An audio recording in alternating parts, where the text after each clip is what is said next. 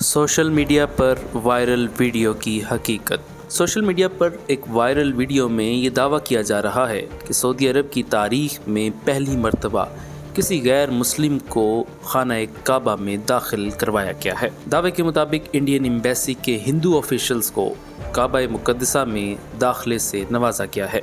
कोई कह रहा है कि ये भारतीय असम्बली के हिंदू मेंबरान हैं, जबकि साथ साथ ये भी बताया जा रहा है कि 3 माह बाद जुलाई 2024 से गैर मुस्लिमों को ज़ियारत काबा की इजाज़त दे दी जाएगी।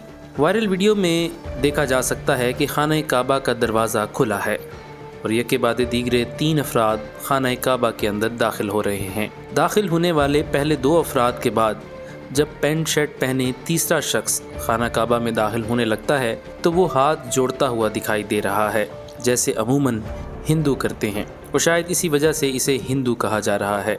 जबकि हकीकत ये है कि मस्जिदुल हराम में किसी गैर मुस्लिम को दाखिले की इजाज़त नहीं है और यही सऊदी अरब का अब तक का लागू शुदा कानून है।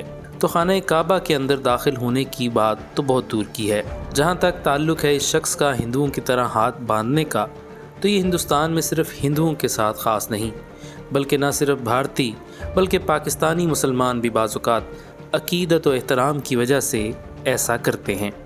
तो सिर्फ इस बुनियाद पर इसे हिंदू करार देकर प्रोपेगेंडा करना किसी तौर पर भी ठीक नहीं।